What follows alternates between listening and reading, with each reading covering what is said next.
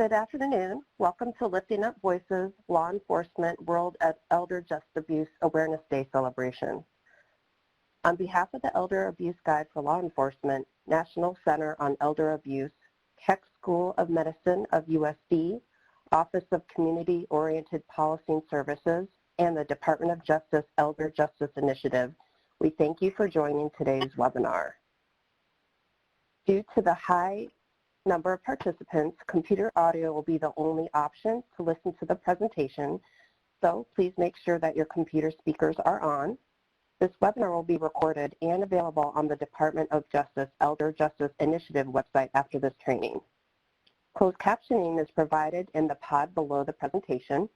If you're having any issues viewing closed captioning and do not have the Adobe Connect app installed on your computer, please close out of this meeting, download the Adobe Connect application, and then rejoin the webinar. If you do not wish to download the app, close out of the webinar, make sure Adobe Flash is enabled on the web browser, and then rejoin the meeting. Then click on the link and join with the class view. If you have any questions, type them in the chat box. We will do our very best to address them during the webinar, but if we cannot, they will be addressed during the Q&A session before we conclude. Additionally, if you have any technical issues during the webinar, you can communicate with me, Liza Ramos-Cook, in the chat pod. At the conclusion of this webinar, you will have developed a better understanding of World Elder Justice Awareness Day and its message, Lifting Up Voices. You will have gained awareness of U.S. Department of Justice and COPS office resources available for the education and assistance in navigating elder abuse, and you will be able to identify EGLE's aids for evidence collection and processing in elder abuse cases. Now I'm going to turn this over to Julie Schoen, Deputy Director of the National Center on Elder Abuse at the Keck School of Medicine at USC. Thank you so much, Liza. I am so thrilled to be here. This has been a wonderful collaboration. And we want to thank you all for being here today because it's so important, especially right now, that we lift up the voices of those who serve, and we also build better awareness concerning elder abuse. We want to also acknowledge the work that has been going on, because I'm not sure how many of you know this, but this is the 15th year that we have had World Elder Abuse Awareness Day. And those of us who are in the field, of course, have worked with WEAAD for many years, but I think it's important for all of you to know that it exists and that at this special time, we all come together and we have a unifying platform to speak about elder justice with all of you.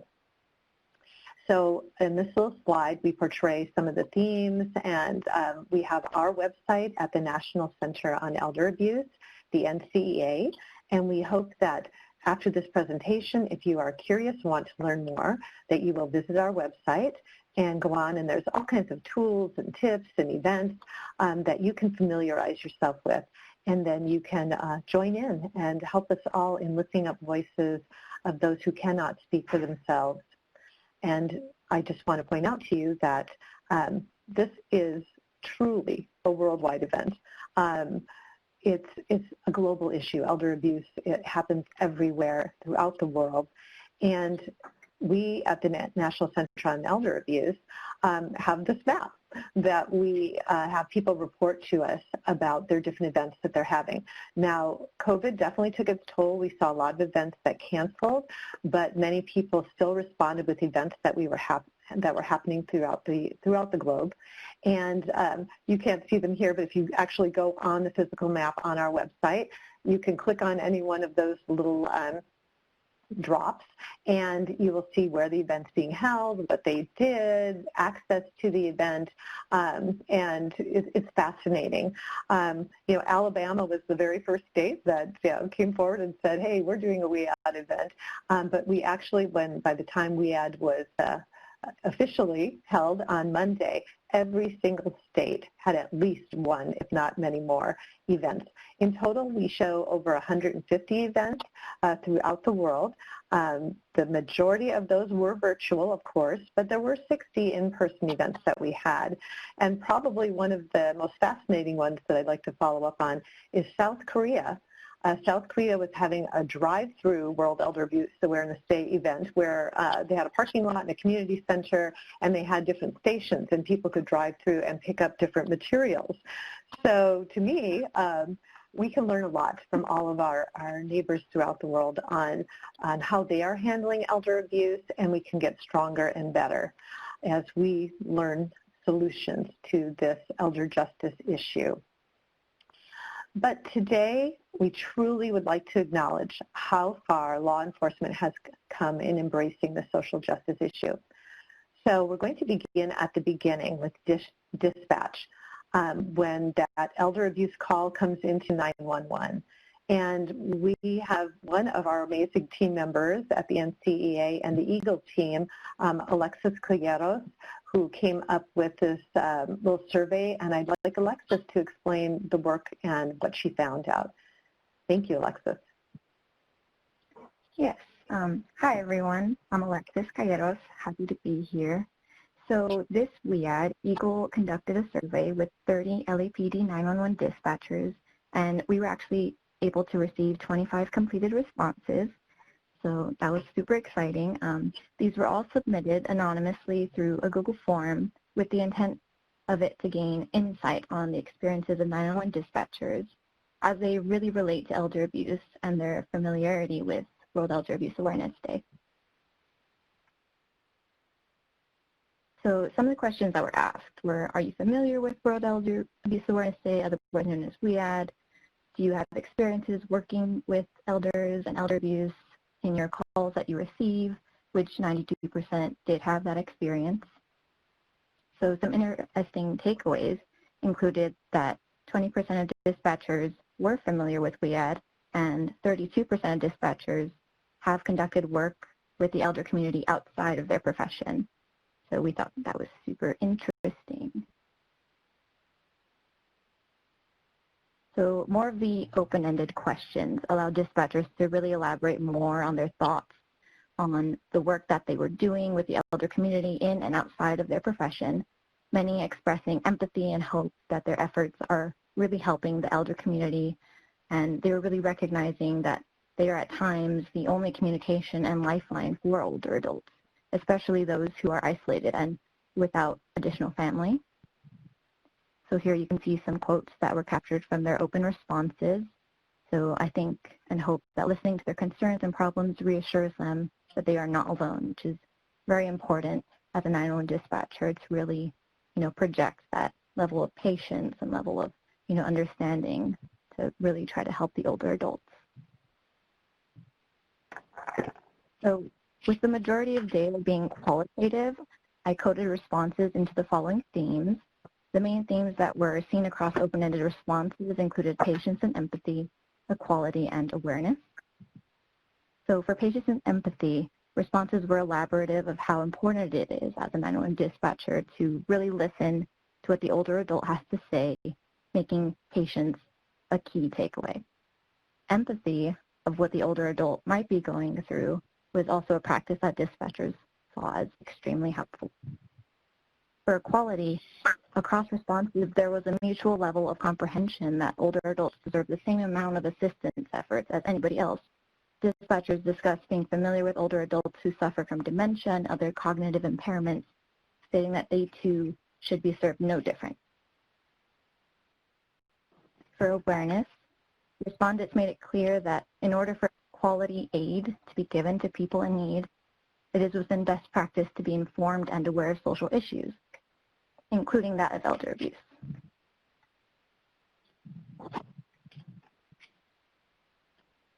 So all this data led us to understand that there are many efforts being made within law enforcement regarding elder abuse and the elder community. One department that reached out to us was actually Paradise Valley Police Department in Arizona, where EAGLE had the privilege of working with Officer Steven McGhee for an EAGLE training. Officer Steven McGhee is actually a community resource officer from the town of Paradise Valley and has worked with law enforcement for 7 years in Arizona. Steven acts as a liaison between the police department and the community by supervising special programs and services to the residents. Steven, please take it away. Thank you for the introduction. Again, my name is Officer Steven McGhee, work with the town of Paradise Valley. I'm also a member of the Arizona Crime Prevention Association, and together we worked with the National Center on Elder Abuse on introducing an in-person training for their material on Elder Abuse Guide for Law Enforcement, also known as EAGLE. So today I'm going to provide an overview of the EAGLE training that we did here in Arizona, our steps for implementation, kind of like a checklist. So if you're interested in doing it in your region, you're welcome to use that checklist and its significance to officers and the actions that you can take today.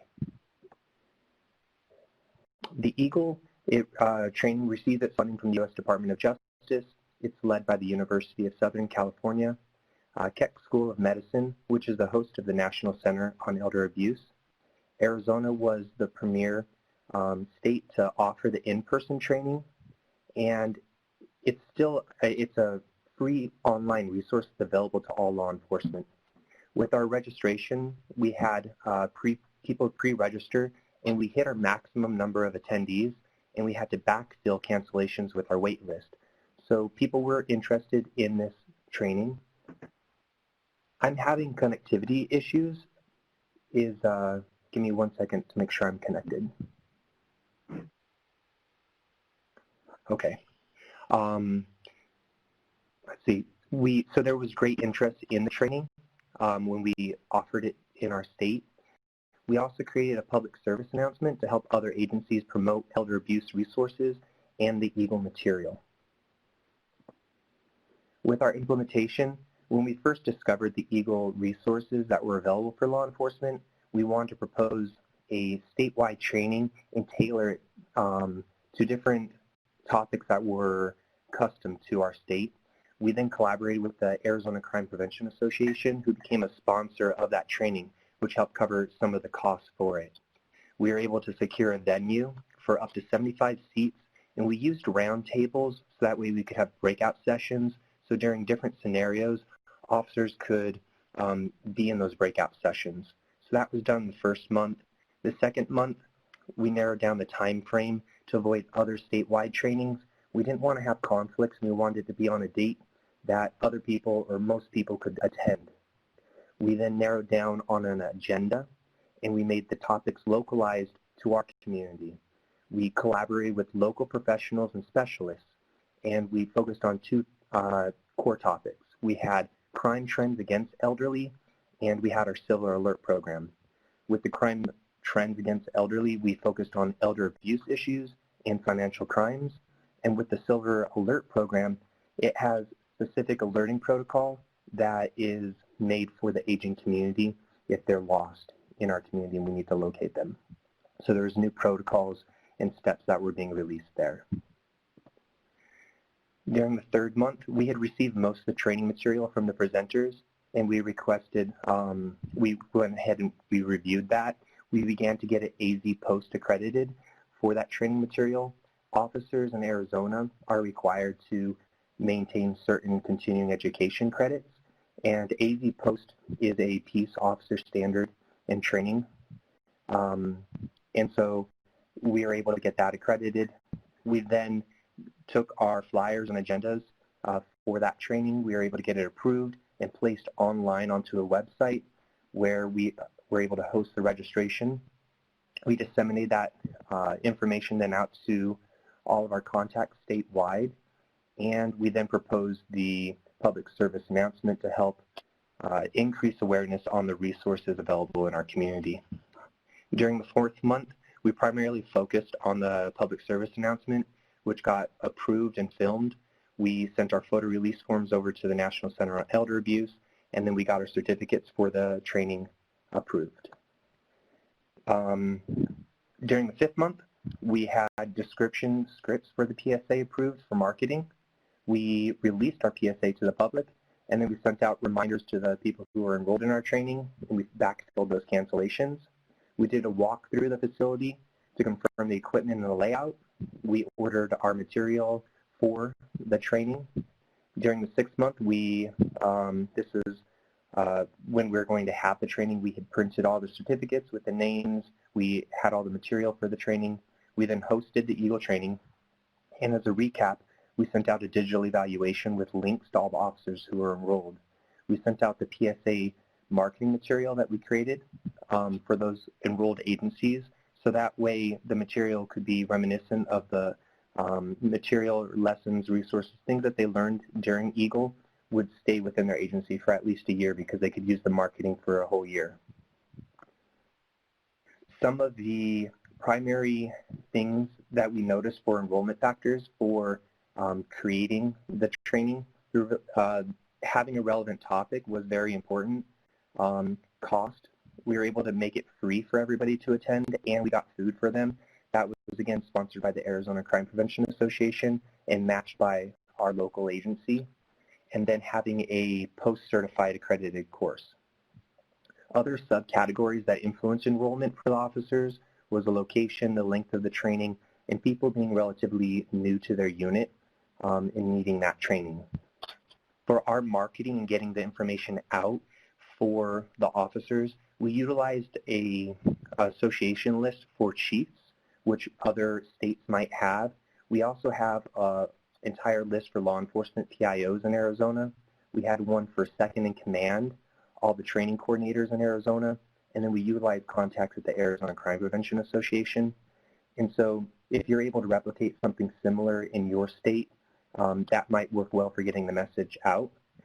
As we're planning with all of those different steps, we had monthly conference calls, and each time we were done with a conference call, I provided a recap of what was discussed, what action steps need to be done by the next meeting, and then we set that date for the next meeting. So things were constantly moving forward. At the end of the training, what we realized with our evaluation is what its significance was to officers. The evaluation, we found that 9 out of 10 officers who attended the training and responded to our evaluation found the entire EAGLE training to be of a valuable resource.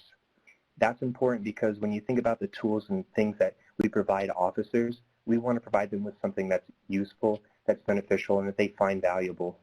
And for officers to say that about this training spoke volumes about what it meant to our officers.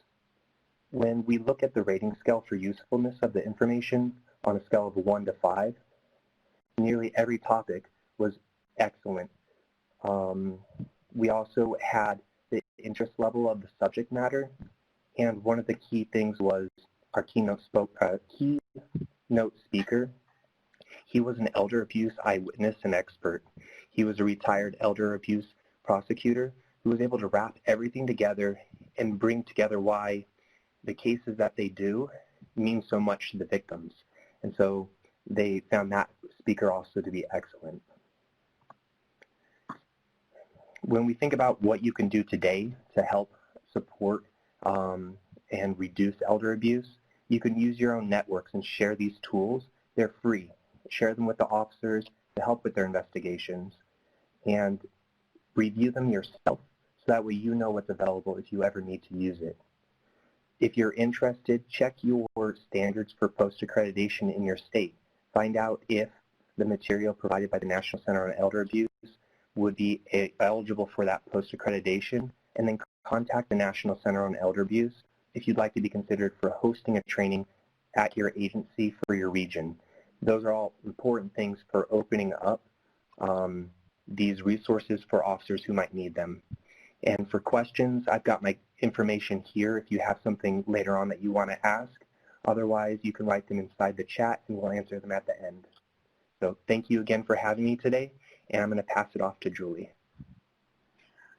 Thank you, Stephen. Stephen is the most modest person you'll ever want to meet. He is truly a superstar. He was just, we just can't say enough. He contacted us, and long before he was talking with us, he was out in the community meeting older adults in coffee shops and has this wonderful quality of really listening.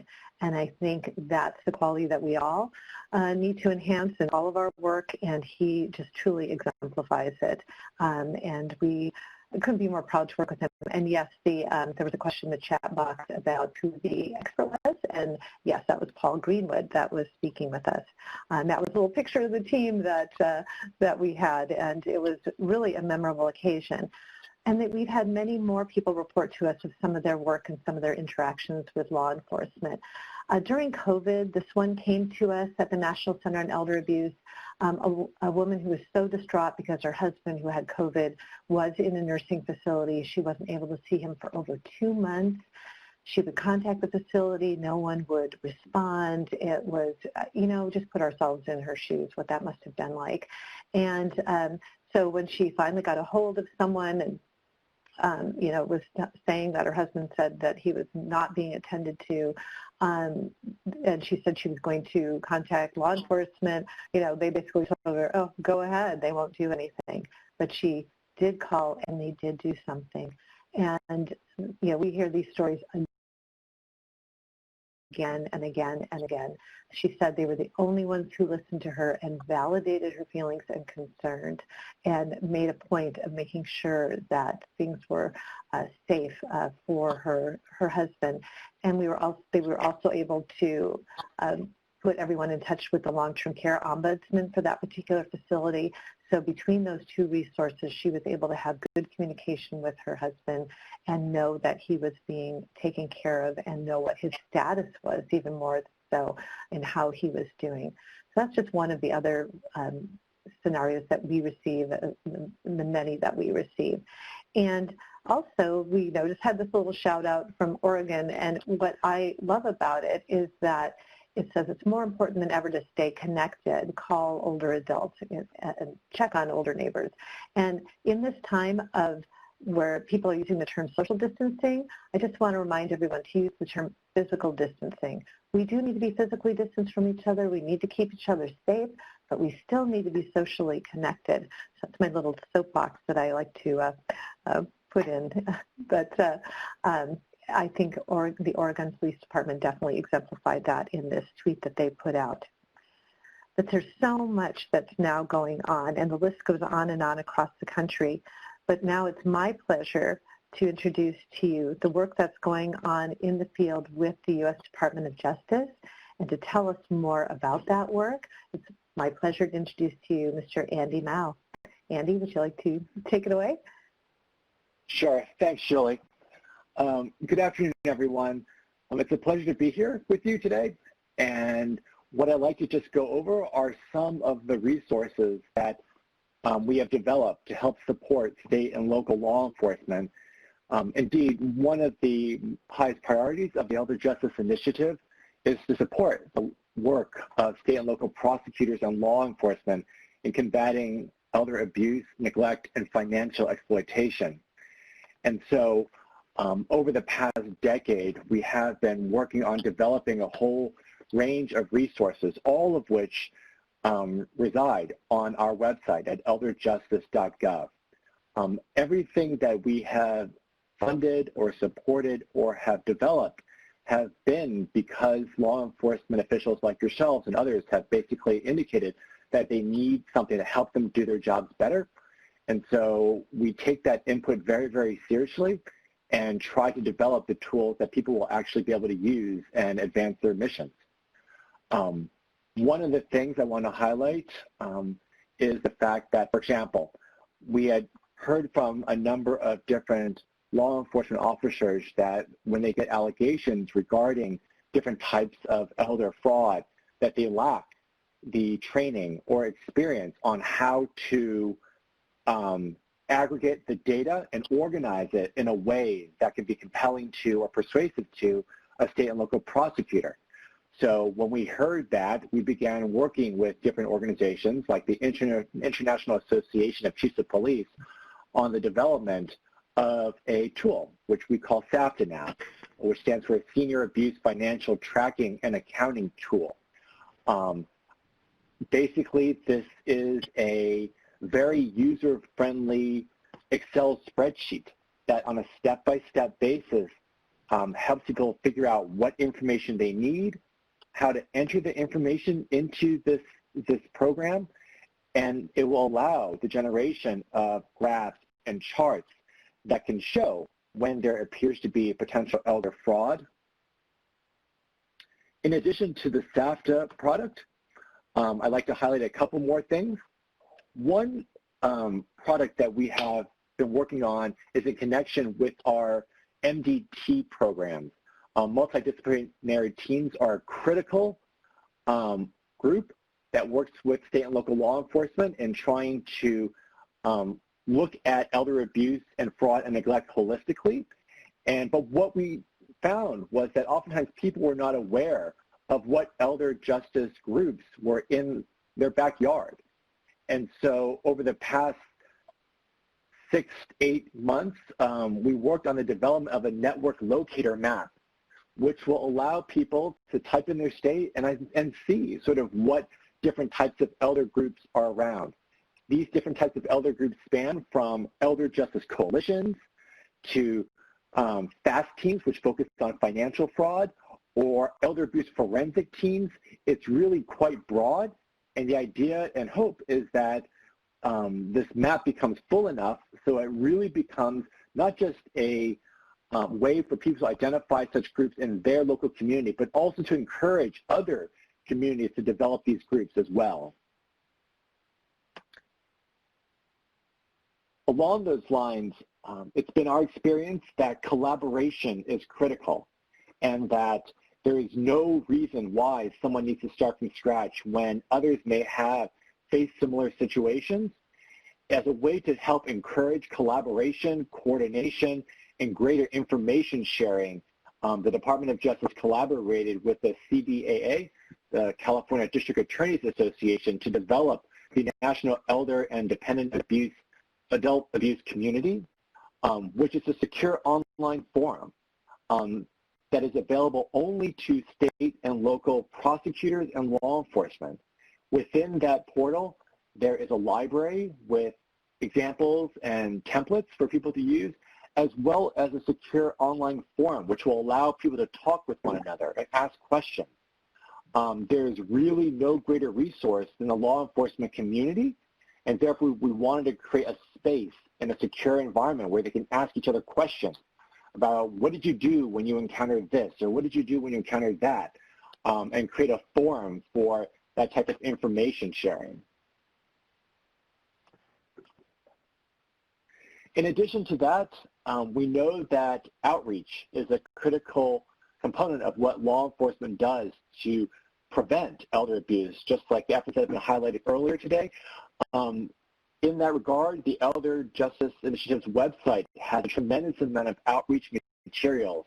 These materials can be just downloaded and printed for you to use when you are doing outreach efforts. To the extent that you'd like to collaborate with us on the development of materials that could be more tailored to your needs, you are more than welcome to reach out to us, and we would love to work with you on those as well. There have been plenty of state and local offices that have reached out and tried to say, listen, we would like to focus on this issue or that issue, and we're happy to work with you on developing those materials. And lastly, I just want to thank you on behalf of the Department of Justice for all that you do. Although we at the Department of Justice have been trying to do our part in combating elder fraud, especially those that are derived from, abroad, we know that the vast majority of elder abuse and fraud and neglect takes place locally, and it is you, the frontline state and local law enforcement, that are combating elder abuse on a daily basis. So we just wanted to say thank you for all that you do, and that to the extent that there's any way that we can help you in developing training or resources, please do not hesitate to reach out to us. So with that, it's my pleasure to hand the baton over to Vonda Matthews, a Senior Policy Analyst with the COPS Office. Vonda? Yes, I just want to say also a thank you again. It's an honor joining this group today on the webinar and sharing the positive messages and stories of how law enforcement is serving and protecting vulnerable older adults. The COPS Office is actually also within the Department of Justice. It's one of 3 grant-making components. We are the grant-making component that is solely responsible for advancing community policing by state, local, tribal, and territorial law enforcement agencies. We are here to recognize, support, fund innovation, promote, and share tools, innovation, and best practices for law enforcement and your partners. Again, we touch over 100,000 law enforcement agencies and their partners. We're trying to helping them make a difference in our communities. We accomplish our mission through grant making, providing training and technical assistance, and other information resources, such as publications. We also like to capture and disseminate those lessons learned and promising practices. We strive to be a one-stop shop for agencies looking for resources or information addressing issues in their community.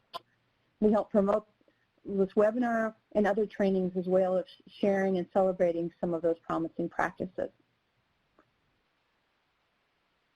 And the major avenues the COPS office uses to share those is a variety. We have some podcasts. The Beat is our monthly podcast series. It's on a multitude of topics and speakers, including a series that we work closely with EJI in developing, featuring law enforcement executives, also investigators from district attorney's offices in California, Connecticut, Colorado, District of Columbia, and Illinois.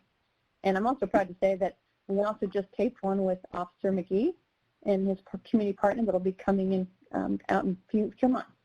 And we hope to be doing one on dispatch soon. Collaborative reform is another way we are out there in the community. Our Collaborative Reform Initiative for Technical Assistance Center, we offer critical and tailored technical assistance resources to law enforcement that have self-identified that they want to improve on a topic. That includes elder justice. All the department needs to do is if they want assistance, and again, it's right now we are able to fund it and send out technical assistance and training by a department just providing a few questions to answers to questions that we have. We also coordinate with our sister agency who also provides technical assistance.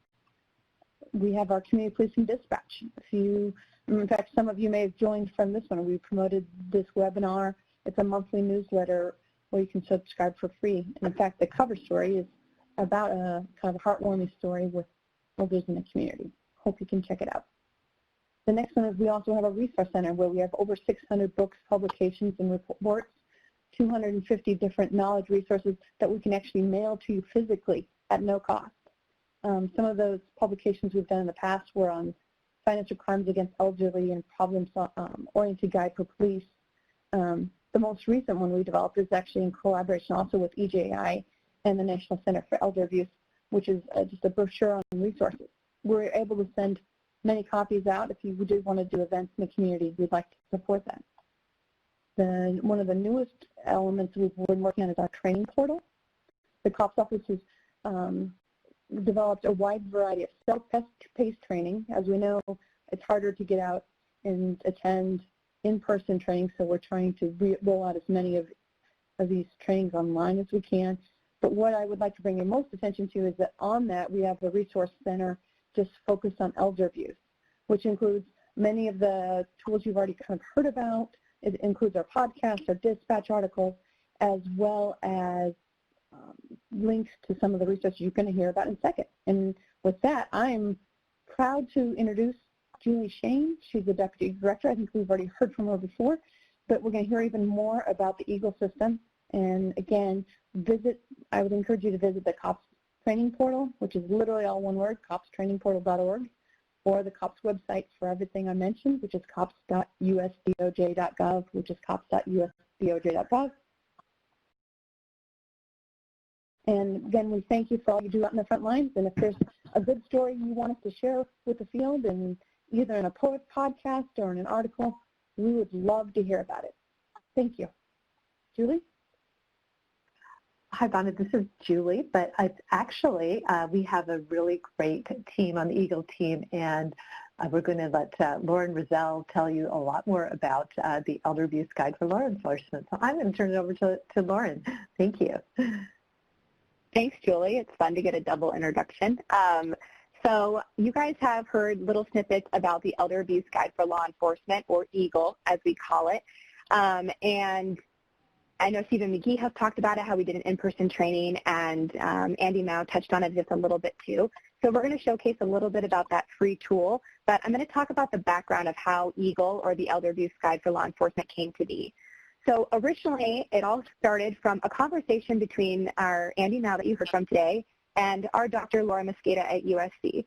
And the conversation was, we know our population is aging, and we're going to see an upsurge of these elder abuse cases. And with that upsurge, where can we look to support, our community partners, our aging partners, and our law enforcement officers who need a lot of support here? And they kind of talked and said, law enforcement, they have so many different topics they need to be totally knowledgeable about. How are they feeling comfortable when they come across an elder abuse case? So Andy and Dr. Mcknight talked to our USC team and said, we'd like to put together this product. This is kind of our general idea. We want to make sure it's a free tool to support law enforcement officers. Can you guys help us with this? So Julie and I were thrilled to have this assignment. I am a huge fan of Law & Order SVU. So obviously, being completely knowledgeable, I put on my Detective Olivia Benson hat and said I would love to be a part of this project. So what we did at USC is we partnered with the University of Southern California Gerontology School, and the University of California, Irvine.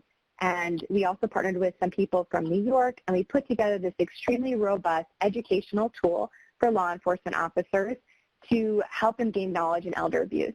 And it was just so much information. We felt so good about it, and was like, this is everything they need to know about elder abuse top to bottom. And so we said, well, let's take it out to some different police office departments across the country and do some focus groups and see how they feel about it. And if you've ever worked with a law enforcement agency or police officers, you're going to know that they're just going to shoot you straight. So when we brought our product, they said, the quick knee-jerk reaction, they're like, this is way too much information. I do not have time to read a scientific journal article. Like, well, you guys are totally overwhelming us. So Julie and I took their information and went back to the drawing board with, tail between our legs back to LA, but so grateful to have that feedback from them.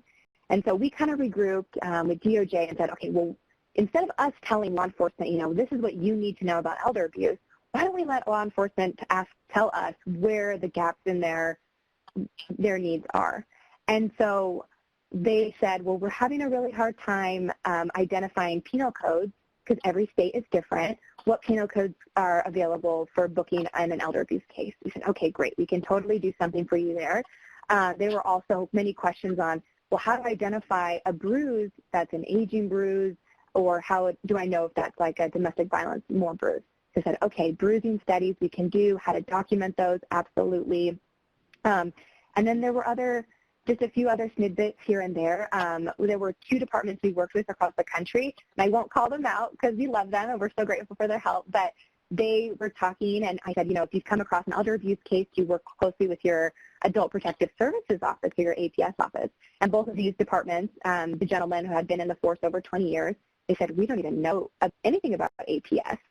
We've never worked with them. We've never called them. And so Julie and I, our eyes lit up. We're like, oh my gosh, we have to make sure that when they come across an elder abuse case, that they're able not only to help and support the victim, but that they're able to give them resources and work with these MDT groups and collaborate to move cases forward and help victims.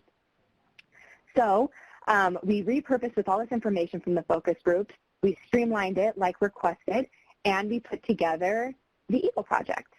So originally when we had discussed creating EAGLE, we went through a few different options of do we want it on a mobile, an app, just a website. And with all the police departments, they all have very different ways of handling communication within their department. For example, Los Angeles Police Department, they don't have computers in their patrol cars. So for them, it's easier to do things on the mobile. But we interviewed a group in Rexburg, Idaho, where they don't give mobiles out to their law enforcement officers, so an app isn't really useful to them. So what we decided to do is create what's called a web module. So you would access it, as you can see on the top of the screen, at eagle.usc.edu. And you could pull it up on your browser, your iPad, your iPhone, in your patrol car. And then if you would like, you can pin it so it will show up like an app. You'll get that little icon, and I'll show you how to do that later in the presentation. So you kind of have the usability of multiple things. So when you're looking, this is a screenshot of the homepage of the EAGLE site. As you can see, it's very streamlined, and you can dive in and get more information as you go forward. On the top left-hand corner, because we did have a few new officers and we wanted to give them an overview of elder abuse, so we titled it Elder Abuse Overview. This has definitions of every form of elder abuse, so physical abuse, sexual abuse, neglect, financial abuse. It has the CDC definitions there. It also has, it looks like these little note cards. So you have signs of abuse, You have actions to move forward, and even information on how to interview for the various types of abuse. So that's specifically for officers that maybe are not familiar with elder abuse cases, they're new to the scene, looking to expand on their training. That middle highlighted section right there, that is the state penal codes.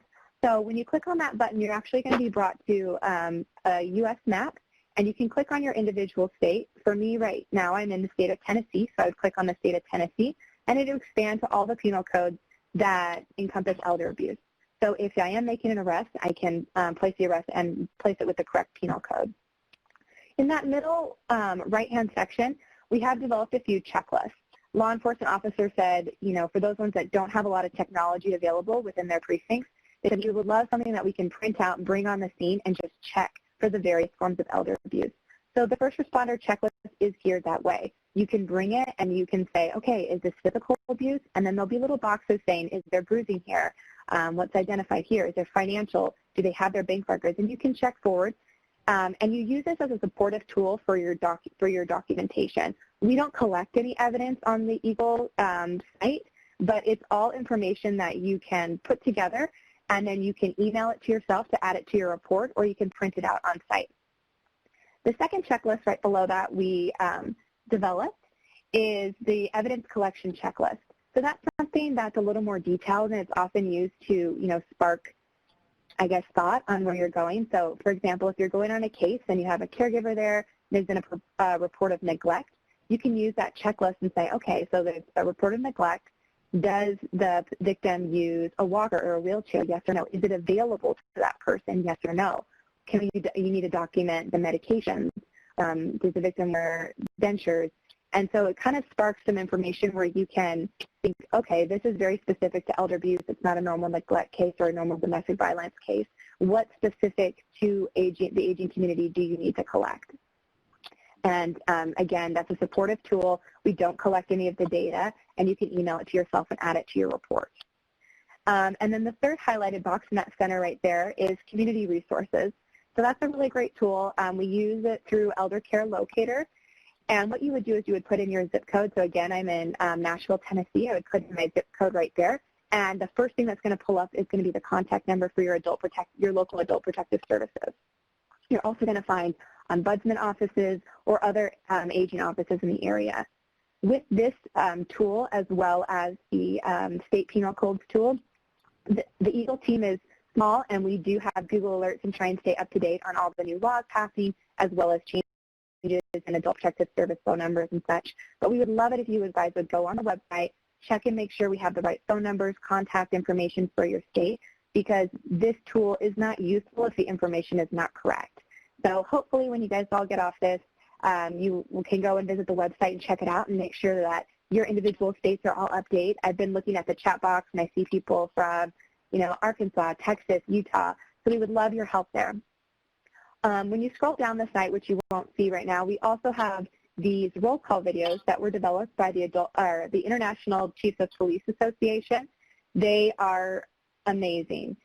They, in my opinion, rival some of the best Hollywood documentaries ever created. And what they do is, for example, we have one on physical abuse. They interviewed a law enforcement officer that was on an elder abuse, physical abuse case, and how this officer worked the case from start to finish, together with the Adult Protective Service Office, together with the Ombudsman, and then together with the prosecuting attorney. And you can see how this case plays out in perfect real time. So I would highly encourage you guys to go over and check those out, and then send them to your local law enforcement officers. They've been really well received and got a lot of great information, and a lot of great information that's been sent via those. So like I promised, you can pin EAGLE to your phone if you like. So if you want to access it on a browser, you can go to eagle.usc.edu, but you can also pin it to your mobile. So you would just go into your local web browser, so that would be Chrome, Firefox, Safari, whatever you use, and you would go to eagle.usc.edu, and it would pull up the EAGLE site, and it would show it in the mobile setting. So you can see it looks a little different than the screenshot from a web browser. And if you see that black box in that first picture, we call it the hamburger. So it's a black box with 3 white lines. You click on that black box, and it will pull up the menu in the second picture. And there's an option at the very bottom that says Pin to Mobile and that's, you click on that and you'll have it pin a little icon to your phone. Therefore, you don't have to remember our URL every time. It will just be on your mobile device, and you can access it whenever you like.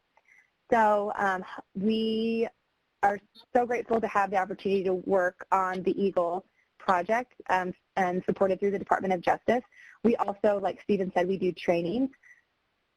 So we have a few different options for training. You can do similar to what the Paradise Valley Police Department did, which is an in-person training when all this COVID is hopefully died down a little bit in the fall. You would fill out an application on the EAGLE website, and we would work with your local police department to try and get this training post-certified or IATLS certified, depending on your state. The second option, which may be more useful during the COVID times, are the virtual training options. We do have a self-guided virtual training, and that's something we put together with the National White Collar Crime Association. And the officer would do it as their time permits. So they could log on, and they would go through the EAGLE website. They would work these modules that we created that were real cases of elder abuse and see how they would utilize the EAGLE tool while working the case and coming to, conclusions for the victim. And that's on the NW3C.org website. I can also send you the training directly if that's easier for you. And that, again, is one you do on your own, at your own pace. And then when you're finished, you can print out the certification and bring it to your local post-certification office and request certificates, depending on your state requirements. The third option for training is a guided virtual training, and that would be myself, Julie Shade, and Alexis Calleros. We would do anywhere from a 2-hour to a 6-hour virtual training. So it would be similar, all the same information as the in-person training, however, we would be doing it virtual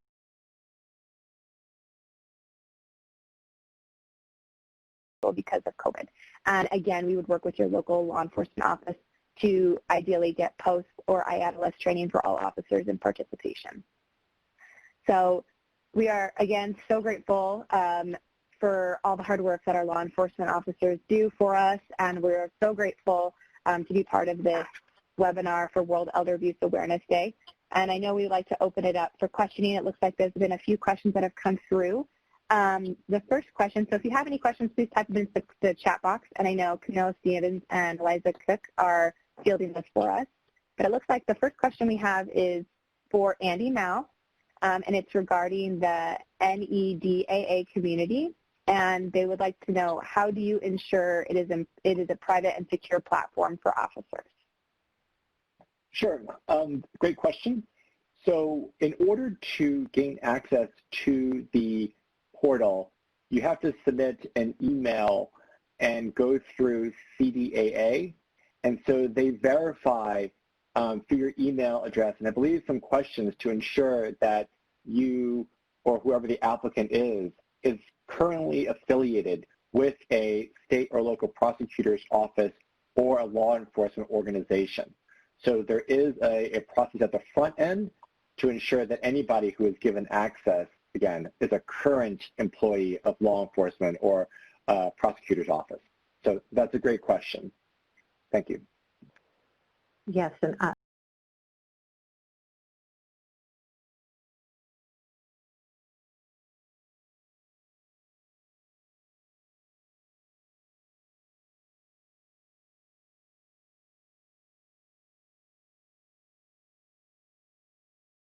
this is Julie. I just want to kind of jump in. Lauren, I was looking at the chat box also, and I noticed that Janice had a question about how a non-law enforcement agency could become a community partner. I think that's a wonderful question because I'm looking at where everyone is from, and we have APS on the phone, and we have, or on the webinar, we have Ombudsman. And one thing that Lauren did mention, but I just want to remind you that EAGLE is for everyone. We have a lot of APS workers who download the checklist and use it. We have ombudsmen who have used the little learning modules, and so we want to remind you can use that. But even more than that, I don't know if you've ever been on Department of Justice's Elder Justice Initiative's website. It is amazing, and they have a wonderful listing of the multidisciplinary teams throughout the country. I'm on the multidisciplinary team resource center that has started, led out of New York, Weill Cornell. But you can look for those multidisciplinary teams in your communities and see if you can join in and be part, because there are a lot of opportunities there. And as you can see, these cases are complex and varied and combine financial and physical and emotional abuses, and we need a lot of experts and people to come to the table. So excellent question. Thank you so much for sending that in.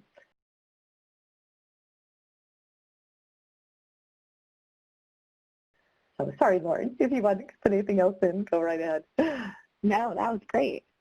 The next question, I believe this is regarding, it's from Jerry Robinson. I believe it's regarding the network locator map that Andy presented on. And Jerry likes to know, is the network locator map available in the Virginia Beach area? I'm not sure exactly what the question is, but if what you're saying is, are there, let me just back up by saying that we invite all of you, to the extent that you are part of an elder abuse, elder justice type organization, to send it in to us at the Elder Justice website. We are still, this is a pretty young project. We have been trying to bang our pot and try to make people aware of it so that they can let us know if there's an organization out there in their community that's working on these issues. So with regard to whether or not there are any in Virginia Beach, I haven't taken a look right now, but to the extent that Mr. Robinson, you say that there is an organization that you want to highlight, please let us know. We would love to include any organization that you're involved in or others are involved in on our map. So it's an open resource, and it's only as good as the content that we receive. So we really do encourage all of you to let us know if your organization isn't reflected on there. Thank you for the question. Great. And our next question I see popped up is from Evelyn, and she asked, are the training modules free? I'm assuming that she's meaning the EAGLE training modules. If there was another module that you're interested in, Evelyn, please just add it to the chat box and you can correct me. But yes, all of the EAGLE training modules are free. So if we come for the in-person trainings or the web modules that we created with the National White Collar Crimes, it's all free to use. The EAGLE website is completely free to use, which is great because it fits into every law enforcement police department budget, especially now where budgets are changing. So it's great information. Please pass it on to your local police department. Yeah, and just to chime in on that, on the EAGLE itself are those roll call videos that Lauren mentioned, and I just have to do this because Andrea Higgins is on the call, and Andrea is featured in the roll call videos, and we have an outstanding one that's just an overview of elder abuse issues, and it is so informational. I did a class for some victim advocates last night, and they just, said that this taught them so much. So just that little roll call video can be very informative. Okay, let's see. Any more questions? I think that people are typing, so you can hang in there. All right. I see one that just came in from Rick. Does EAGLE help law enforcement understand that crimes against the vulnerable are still criminal and should be investigated versus deflected as civil? Crimes against the vulnerable should not be deferred or adjudicated in the equity court system. Rick, we probably have a long way to go in that area. I think that's going to be part of the continuing process of EAGLE as we develop and understand how EAGLE really can be effective and can be utilized. So I really like this question because I think it'll make us think even harder about what we need to accomplish. But yes, one thing that we did try to strive for in EAGLE was that we don't want law enforcement to just walk away or disregard something and say, oh, it's a family matter, it's a civil matter. No, that's what the checklists are for, that's what the information is for, and that's what guiding them about all the other community support, the APS workers, the other team members involved are out there. So very good question, and we will definitely take that forward as we keep developing EAGLE. Thank you. Oh, Stephen can add to that as well. Yeah, We ended up having our local attorneys come out, and they discussed local law and how it applies to that situation. So it helped bring more clarity for our officers. So by having the in-person training and being able to tailor it and match it with the Eagle and enhance certain areas, that was something we were able to do locally, to be able to discuss how local law in Arizona applies with our attorney's office and have them come out and talk about actual cases. So it was, if you decide to do the in-person training, you can bring those other resources, those specialists, to talk about how certain things like that might apply to your jurisdiction. Thank you, Stephen. Yes, we learned a lot from, and it gave it that local flavor too. That was really, really helpful. Jerry Robinson is asking, have the crimes increased on the elderly since the COVID-19 across the states? Really interesting question, Jerry. At the National Center on Elder Abuse, we actually kind of had this kind of eerie lull in our inquiries, and we were really concerned about that. And now, within the last 2 to 3 weeks, we've had an upsurge in our technical assistance. So I think we're going to see that happening. Certainly we're finding it in the nursing homes, and then we're also finding that more people are finding some of the resources. So we know a lot's going on, and we're having discussions with national organizations across the country. Does anybody else want to weigh in on that?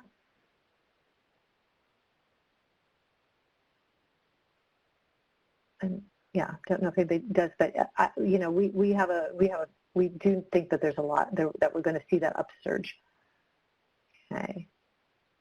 I hope that answered your question. So if you want to, we will definitely be doing some analytics on some of that as when we get kind of on the other side of COVID. Okay. Oh, here we had a comment in the chat. We have been seeing an increase in fraud and ID theft and other forms of financial exploitation here in Colorado.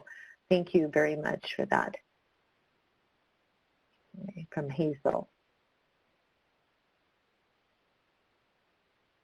Oh, and Andrea's weighing in with the IACP Senior Abuse Financial Tracking and Accounting Tool, SAFTA, that Andy mentioned, is available on the same page with the roll call videos, and it's a super helpful accounting tool. Yes, thank you, Andrea. Okay. And then Lori McGhee is weighing in with some of the fraud reports we've gotten at the hotline have a COVID-19 spin on them, but it hasn't impacted the rate of reporting too much. Yeah, we've seen where people are touting the cures for COVID or saying that they're from the CDC, kind of similar to what they do when they say they're from Social Security. Yeah, I would agree with that, definitely. Okay. Anybody else typing? Liza, do you think, is there anything more before we let everybody get back into their day? I'm not seeing anything else. Okay. We have someone. Okay. Oh, I think we're good. Okay. Well, on behalf of all of the speakers, we learn so much every day working with DOJ and COPS, and we're learning a lot from you, from your comments and questions and concerns. So that's how we're all going to grow, and that's how, since we're all aging, that's how we're all going to create communities of dignity and respect. We take this on. So really, from the bottom of my heart, I cannot thank you enough. And I